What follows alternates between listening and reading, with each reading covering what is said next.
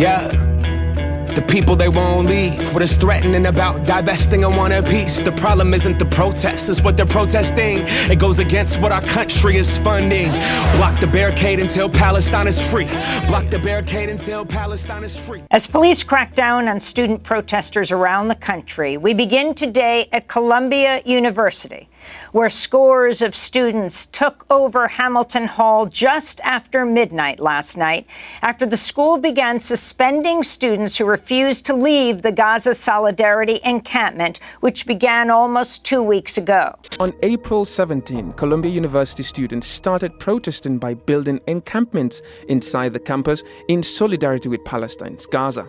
The university's president, Minoucha Shafiq, said the students violated multiple campus rules and called in the New York Police Department. Police engaged in a massive crackdown on the protesters, making over 100 arrests and igniting larger protests nationwide. Overnight, campus protests escalating. Demonstrators occupying a building at Columbia University. The unrest coming just hours after the university started suspending students who refused to leave an encampment after a deadline had passed. These repulsive scare tactics mean nothing compared to the deaths of over 34,000 Palestinians. So what are the protesting students demanding? Number one, call for an immediate ceasefire in Gaza. Number two, to disclose all financial investments in Zionist organizations. Number three, to divest from those organizations. Number four, to drop all charges against students for disciplinary actions. They also vow to continue protesting until their demands are met. Columbia's emergency management operations team says it has now locked down the main campus following the occupation. Hamilton Hall was also the site of a historic student occupation in 1968. Students have renamed the building Hind Hall in honor of Hind, a 6-year-old Palestinian girl killed by the Israeli military in Gaza.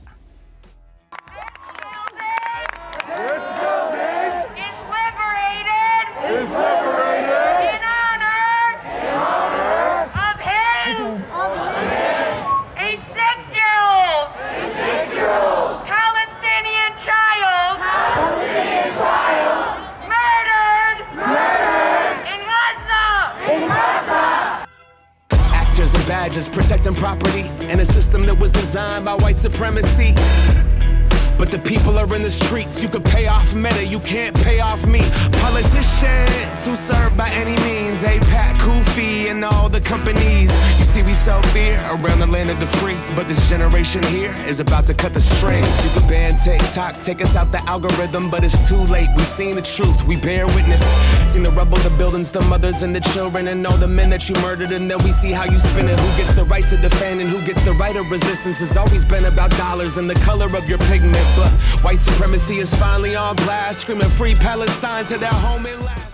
Hundreds of students at Columbia University and City University of New York were arrested last night. Hundreds of police officers carrying shields and in full riot gear raided Columbia to break up a Gaza Solidarity encampment set up almost 2 weeks ago that has inspired similar encampments in over 40 universities across the country, including CUNY. At Princeton University, over a dozen students have been on hunger strike for the past week as part of a Gaza Solidarity encampment on campus, protesting Israel's war on Gaza and calling on Princeton to disclose and divest from companies with ties to Israel.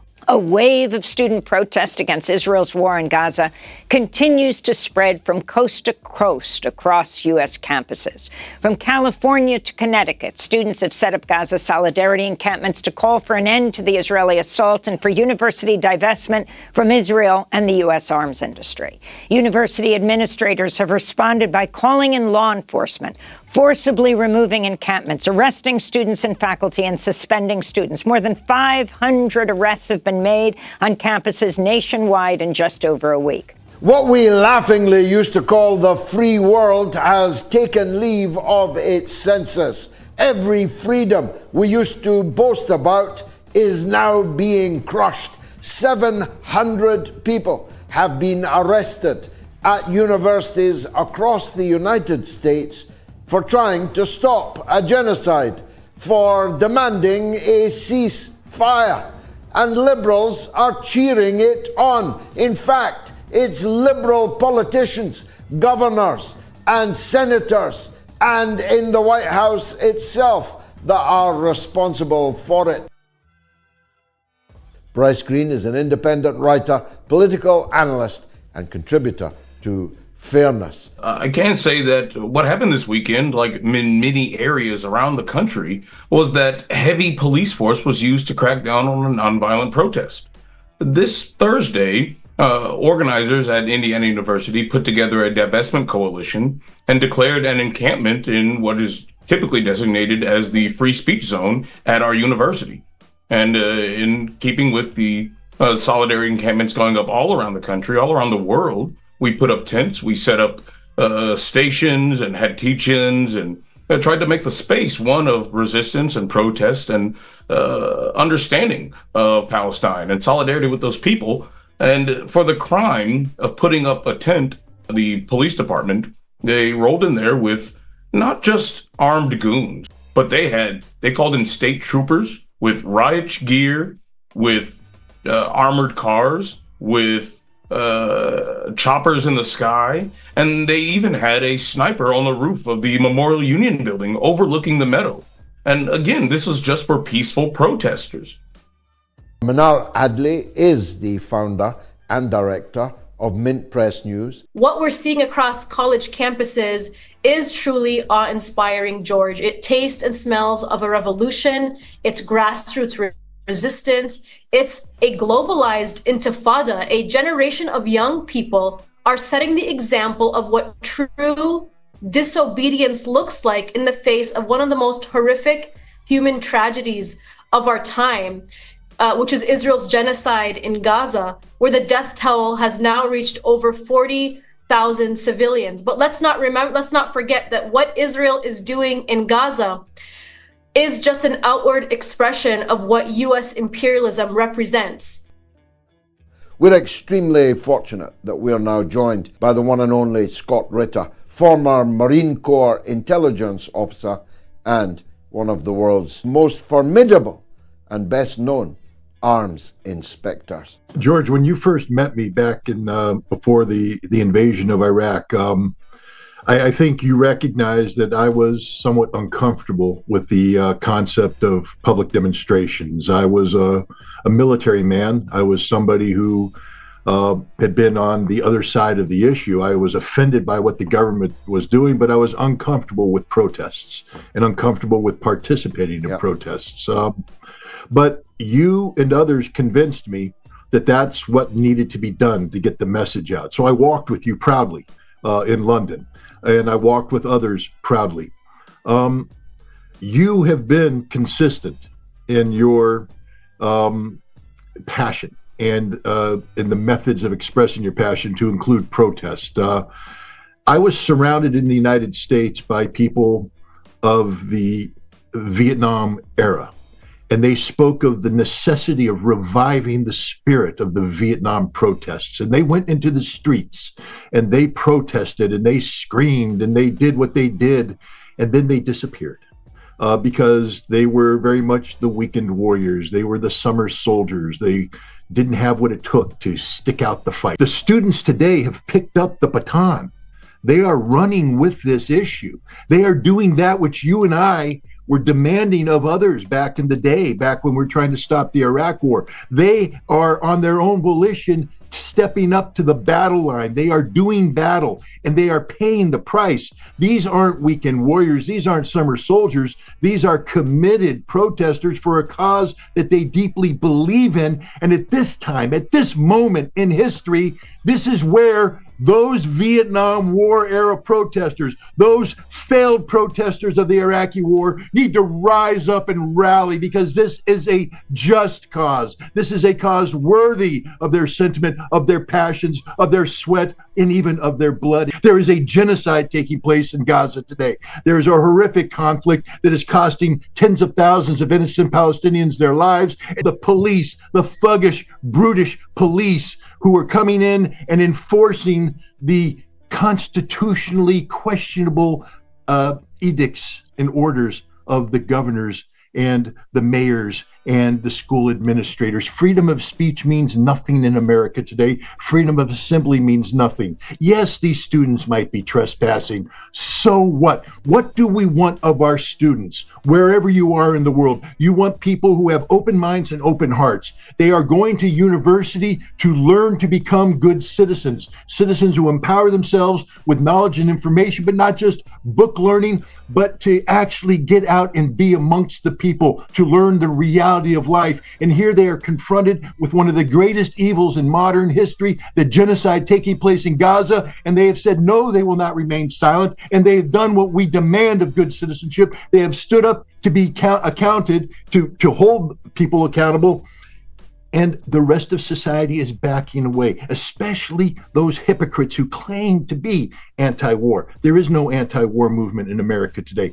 I mean, the anti-war movement is out there with the students. The students are there. The students have taken up this cause. We see the lies and claiming it's anti-Semitic to be anti-Zionist. I seen Jewish brothers and sisters out there and riding in solidarity and screaming free Palestine, with them organizing and learning and finally cutting ties with the state that's gotta rely on apartheid system to uphold an occupying violent history. Been repeating for the last 75. The neck but never ended. The colonizer lied. We are so excited to be joined, not in studio, but virtually, by the wonderful Abby Martin. She is the host of the Empire Files. She is the director and producer of the amazing documentary Gaza Fights for Freedom and the forthcoming documentary Earth's Greatest Enemy. I have never been more excited about a movement that is swelling right now. I think it's incredible, inspiring, and I'm so optimistic about where this is going and the fact that it's just catching on like wildfire. I mean, the reaction is just absolutely ludicrous. The fact that you have the NYPD doing what they do best. I just saw on the live stream arresting dozens and dozens of Jewish people who are standing against genocide, saying not in our name. On one hand, I'm watching the peaceful encampments. I'm watching Jewish students alongside Arab students, alongside just, non-affiliated students. And they're all together, standing together, respecting each other. I mean, this is what's really, changed, I think, this time around, Katie, is that, like you were saying before, I mean, we're no longer on the defense as anti-racists and as anti-bigots and people who care deeply about the plight of Jewish people and fighting against anti-Semitism. We're no longer on the defense saying criticizing Israel is not anti-Semitic and here's why. So now the genocide defenders are on the defense, and that will always be cemented now. Now Israel's an apartheid state committing genocide, and those people have to be shamed and apologize for their position. Just think about how insane this is. The fact that students, hundreds of students all across the nation are being arrested for standing up to the repression of pro-Palestine speech. For the last couple of years, Katie, pro-Palestine speech has been the most policed speech on college campuses, even though we've heard Milo Yiannopoulos and Candace Owens and all these people love to talk about free speech on college campuses and how offensive it is to be heckled. No, when we're talking about criminalizing speech and policing speech, pro-Palestine speech is the most criminalized speech in the country. And like I said, the alternate reality of the president of the United States to the president of these universities talking about the outrageous anti-Semitism on campus. What are they talking about? What the hell are these people talking about? They have to construct an alternate narrative again. I mean, it's just like everything that we've seen in the last 6 months. Don't believe your lying eyes. Don't believe your lying eyes. Just take the word of our politicians and media pundits telling us, no, this is about anti-Semitism. This is not about protesting genocide. And it's honestly cartoonish, Katie. They're protesting a foreign government committing genocide sponsored by the US, and the foreign government is threatening American citizens. They're threatening American citizens, saying you will never get a job. Your degrees will be meaningless. The audacity of the Israeli government to be taking to social media, actually threatening the livelihoods of students. But this isn't the first time. Look at what they've done with BDS laws across the country. And it's time to stand up and say no more. And I am here for it. There was a professor at Washington University who went to the hospital and the doctor said he's lucky he's still alive. This is something that Prem Sacker, who we've had on the show, tweeted out. Shocking footage shows several officers at Washington University, St. Louis, beating a professor, slamming him and dragging his limp body. SEUE history professor Steve Tamari is reportedly hospitalized with broken ribs and a broken hand. One doctor told him he's lucky to be alive. This is Southern Illinois University at Edwardsville. When that cop dropped his entire body weight using his knee onto his rib cage, you could have punctured a lung. You could have. Yeah, that's exactly what they said. One doctor told Tamari he is lucky to be alive. He said, my lungs could have been punctured and I could have died on the ground as they abused me. Absolutely. That's why when I saw that, when you played it back, I had a visceral reaction at that moment. And we saw what they did at that other professor who was thrown on the ground. That got a lot of attention at Emory. And they did that to her because she saw that, I believe, a police officer was kneeling on a student's neck or head. And she simply went over, yelling, stop it. Right. What's the matter with you? Stop it. And another crime. I feel if this continues, especially in America, but we see the way things are going, at some point, someone's going to get killed. We're seeing this sort of crackdown literally from students saying, please stop killing innocent men, women, and children. This is the American system dropping all pretenses. And how they talk about, at the White House Correspondents' Dinner, about how we live in a democracy and we have this freedom. One of the things that they said was how great it is we have a free press and a well-informed populace and things like that. What this shows to me is all of that rhetoric only goes so far as it's convenient for them. The minute that it becomes inconvenient to sustain that narrative, all pretense goes out the window and heads start hitting the pavement. Jill Stein herself was physically attacked and then arrested. A presidential candidate. She was one of among more than 80 protesters arrested at Washington University in St. Louis, Missouri on Saturday. 73-year-old Dr. Jill Stein, a Jewish woman, a friend of mine, a guest of mine. Dr. Jill Stein, standing to be President of the United States of America, was severely assaulted by thugs who rammed a bicycle into her before carting her and her campaign manager and her deputy campaign manager off to the jail. 2024 Green Party presidential candidate Dr. Jill Stein was arrested during her participation in a pro-Palestine protest at Washington University in St. Louis last weekend. She and more than 80 other individuals were arrested on Saturday after they, quote, refused to leave after being asked multiple times, according to a statement from the university. Stein said the demand from the encampment was specifically for the university to divest from Boeing, which manufactures munitions used in the ongoing genocide against the Palestinian people in Gaza at their nearby St. Charles facility. And she joins us now to tell us more about her experience on campus. Why don't you start by telling us what you saw at Washington University in St. Louis? So we had held a campaign event a few blocks away at the public library, and there were several students there who were very inspirational. And on our way out of the library, one of the students, not one of the presenters, but just another student who was there, asked us to come to the encampment just to show support for the students.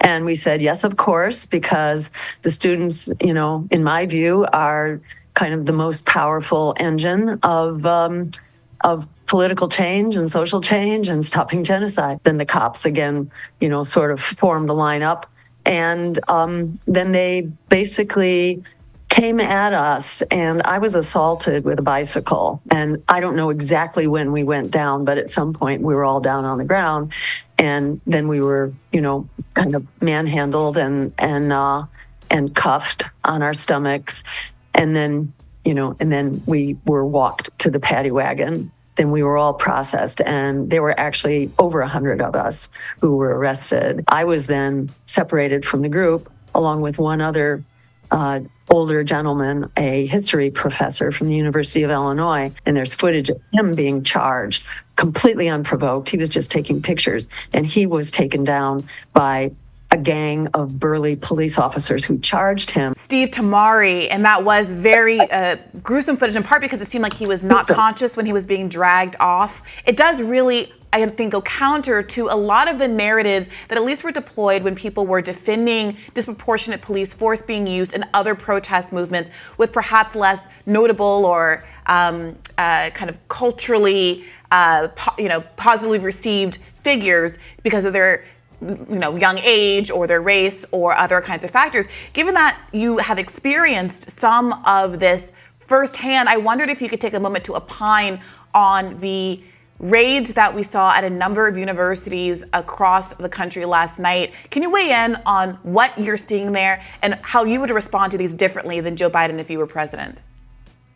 Yeah, I mean, these assaults are a really horrible commentary on the state of policing, on the way that the expression of our right to protest, our right to free speech, and our right to express the majority opinion of the American people who find this genocide absolutely horrific and unacceptable. The fact that that is under assault, under actual physical assault on our campuses is just shameful. And, the fact that our government, is in full support of this assault and agrees with the effort to shut down any discussion of the genocide and resistance to the genocide, it's a real commentary on the terrible disconnect between our government. Who exactly are they serving? They're protecting the war contractors, they're protecting AIPAC, they're protecting the whole, endless war machine. It's just a real commentary on where the alliances are, that they are not with the people. And students who are really reflecting majority opinion here are being absolutely brutally crushed.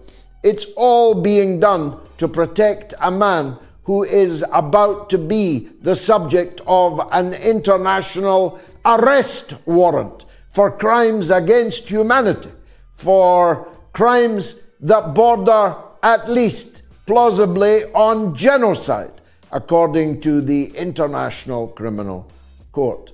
Students got support from many Columbia faculty online and a visit in person from Union Theological Seminary professor Cornel West, just nearby, who's also a 2024 presidential candidate. Democracy Now! Spoke to Professor West after he climbed a fence to visit with the encamped protesters. Well, in light of our stand in deep solidarity with our precious Palestinian brothers and sisters who are undergoing vicious genocide, wrestling with apartheid conditions for so long, and still being ethnically clean, we want the world to know that their suffering does not have the last word. There's resilience and there's a willingness to fight. And Columbia president ought to be shame on herself that she cannot zero in on an actual genocide taking place before our very eyes and be concerned about a potential and possible call for genocide of Jews. Nobody here is calling for genocide of Jews. Nobody's here calling for annihilation. We're calling for the end of an actual genocide and the end of an actual annihilation. How sad that Columbia University could teach so many courses on the canonical texts of Western civilization and can't listen to Diderot or Karl Marx. They can't listen to a Martin Luther King Jr. They can't listen to a Muriel Rukeyser. Most importantly, they can't listen to the cries of our precious Palestinians in Gaza and the West Bank. So I'm in deep solidarity with these students. They represent the best, not just of Columbia, not just of the American empire, but the human spirit, fighting in the face of domination and occupation and subjugation, and doing it with tremendous determination. It's students' intents posted on the lawn. Occupying the quad is really against the law. And a reason to call in the police and their squad. Where does genocide land in your definition, huh? Destroying every college in Gaza and every mosque. Pushing everyone into Rafah and dropping bombs. The blood is on your hands, Biden, we can see it all. And no, I'm not voting for you in the fall. Undecided, you can't twist the truth. The people out here united. Never be defeated when freedom's on the horizon. Marwan, you were just mentioning the eruption of protests in cities that we have seen actually in many countries in Europe, in Italy, in the UK, also in Australia and many cities in the US. And it has been quite remarkable to see not just the reaction of US police and security forces, but also the political reaction to this. Also, what is interesting is that in amongst this, we see this narrative emerging of outside elements and outside agitators being involved in these protests, and the suggestion that these students are being manipulated in some way to react. So I doubt a lot of this so-called Z generation, especially in the United States, I doubt they watch news networks. I doubt they watch Al Jazeera news network. They might be reading and watching and some of our social media, where we show a lot of videos and so on and so forth. I'm just saying that this generation does not watch TV per se. It watches, I don't know, YouTube and Instagram and so on and so forth. But be that as it may, this particular generation is the least generation in the history of generations that needs any incitement from outside. For this generation, everything is problematic. Everything for this generation is problematic. You say it, it's problematic, right? And you're gonna try to pass through a genocide by this generation, and it's not gonna pay attention? Of course it's gonna pay attention. This generation is alert and has issue with everything. So when you try to lie to them and deceive them about an ongoing, unraveling, unfolding genocide every day on their social media, within their network, online, they're not going to stay quiet about that. They're not going to keep quiet about that. They are the one who are inciting the rest of us. They are the one who are agitating and inciting their parents. Parents, people from the X generation, are the ones who are being agitated and excited because their children, the Z generation, are making a mess at home, or a mess on the phone, or a mess in text messaging their parents about what is going on in Gaza. In fact, I have, either as a lecturer or as a guest lecturer or as some capacity or another, even as a student, I've been in most of these universities through my career. I tell you, during those past years, I've never talked to people that even resemble this new generation. This new generation does not need agitation. Now, having said all of that, let's call it an introduction. But if it was, in fact, incited and agitated by an outsider, so what? What is wrong with that? This entire civil rights movement in the United States was organized by people who worked with Dr. Luther King, and they went in and about different states, different cities, different colleges, different churches, and talked to people about civil rights. What is wrong with talking to people about injustice in Palestine? What is wrong with talking to people about the need for peace in Palestine, the need for ceasefire in Palestine? What is wrong with that? If it is peaceful and all. Now, our reporting, again, that's why we're not liked by some. Our reporting from different campuses, they're going into the camping within the universities in the early days. And these were young people, peaceful people, hanging out, reading about conflict resolution and getting lectures about anti-Semitism. If they were peaceful, they have been peaceful. They actually are more moral than their parents. They are more moral than their politicians. They are even more moral than their professors and academics and so on and so forth. This is a wonderful generation. It's not ideological. This generation does not need to be incited by media. I guess that's why it's such a threat to the establishment, right? And so this outside agitator argument is meant to generate a pretext, maybe not just for a crackdown, but also to delegitimize what we are seeing. It is definitely a very threatening voice in today's politics in the United States. Let me tell you why it's not dangerous. Because while it is networked, it's not led. There is no centralized, this is not a movement with an ideology. This is not a party. This is not a political party. This is a lot of young people who are driven by moral, ethic, and principle, and who want to speak out against injustice.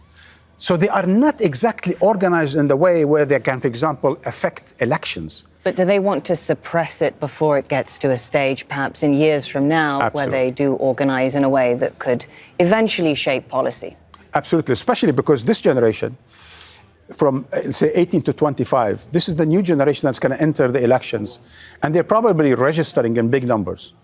And we've looked at the numbers in the the so-called swing states in the United States, because that's where the American President Biden is feeling the heat of the new election, and that's apparently weighing in on his decisions on Palestine. So apparently between Michigan, Ohio, Pennsylvania, Florida, North Carolina, at least those swing states, right? Somewhere between this movement for social justice that is revolving around the solidarity with Palestine, as well as a whole number of Arab Americans and Muslim Americans of a certain age, as well as progressive and not so progressive Jewish Americans. Across demographics. Across demographic, across ethnicities. Yeah. Those people, even if they just change the vote by 10,000, by 5,000, and I think in Ohio, I think the number was, I forget the exact number, excuse me, but it's such a small number that when they try to organize and get people to vote abstain and actually go to the polling and say, voided paper, they are double the number. Yes, it's 11,000. And 22,000 already showed up at the primaries in the Democratic Party, meaning double the number needed to tell Biden, we are ready to abstain the next time around. Hence, if Biden loses Ohio, if Biden loses another swing state of that nature, since he won the 2020 elections with such margins as less than 1%, then I think clearly this generation that is entering politics between the age of 18 and 25 will have huge weight moving forward. My name is Soida Pawat. I'm a student organizer. I'm a graduate student at Columbia University. I study human rights here. I'm also part of the negotiating team. We don't want to trade in the blood of Palestinians, and that means divestment from all direct and indirect holdings that this university has, whether that be weapons manufacturing, companies that operate illegally in occupied territory, companies that produce information technology for the occupation army, complete divestment. We're willing to put a lot on the line for this cause. My right to education shouldn't come before the right to education of Gazans. The university has refused to respond to our demands. We have engaged in various other forms of sort of trying to engage with the administration to divest from its investments in Israel, and they have refused to respond to our demands, ignored us, and we feel unheard at every step of the way. So therefore, we resorted to a hunger strike.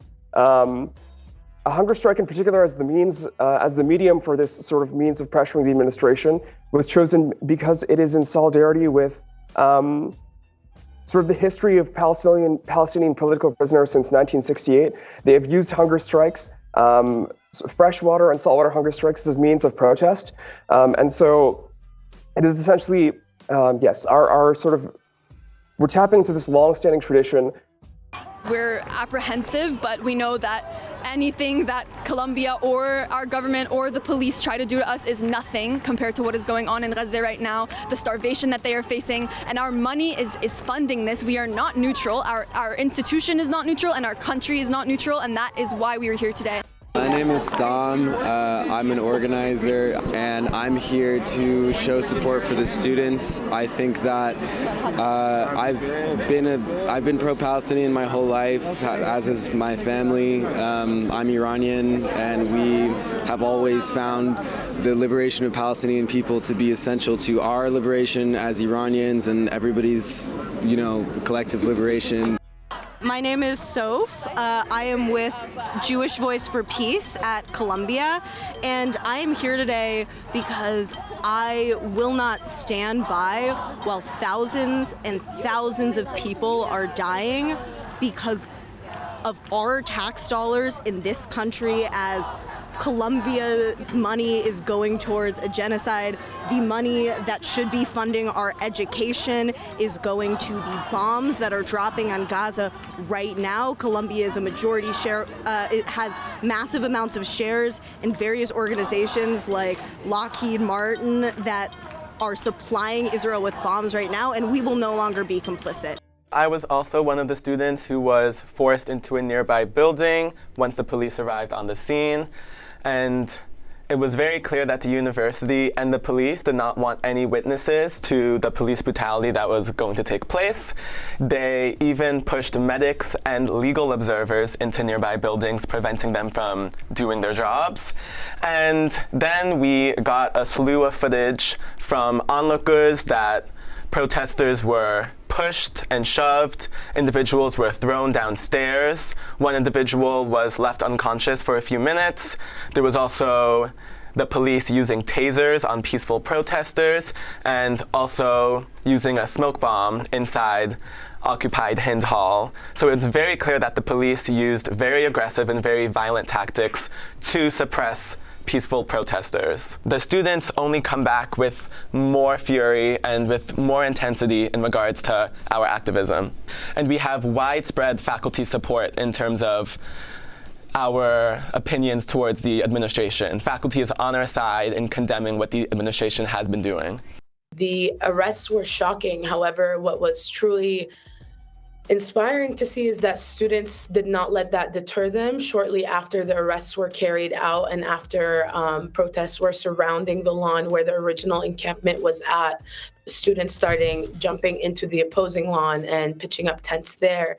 And this is a reaction not only to Colombia's silencing of students and the fact that students feel unheard, uncared for, and not represented well by the institution that they attend, but this is also very much so focused towards the ongoing genocide in Gaza and the way the students are feeling, seeing the massacres happen every day with nearly over 30,000 people have been killed. Their frustration is that they are complicit in this and their university is complicit in this, and they want to make sure that their voices are heard, and they want to make sure that when what they're asking is met. And so this is inspired by the 1968 protests. They decided to follow course. I'm a Brown University alum, and as you know, one of our own, Hisham Awartini, was shot. And also, I have a Palestinian friend who told me that for speaking out on Palestine, he's been doxxed, and has been kicked off campus, he's lost his housing and food, and he has no family here. But he feels the need to speak on it because his cousins and family members are under the rubble right now, and he can't reach a lot of his cousins. And so, knowing that there's not a lot of degree of separation between Hisham and I and our other colleague that also lost family members and has been doxxed and kicked off campus. This is the least that we can do to support our friends. And we're not wearing a mask because we're scared, but we're doing this because this is what our predecessors have told us this is the right way to protest. And this is what we need to do to protect ourselves while also speaking and standing up for what's true. Today, actually, Brown University passed a resolution in order to compromise with the students' encampments, that they're going to vote in October on divestment. So I think that's a big victory for the student encampments, for the 41 students who were arrested, and also for the students who were doing the hunger strike, as you may know. So yeah, the agreeing to vote on divestment is a big step for the student organizers, and they're very proud of it, and I think that's the least we can do as alum to support them. What you willing to risk? What you willing to give? What if you were in Gaza? What if those were your kids? If the West was pretending that you didn't exist, you want the world to stand up, and the students finally did. Let's get it.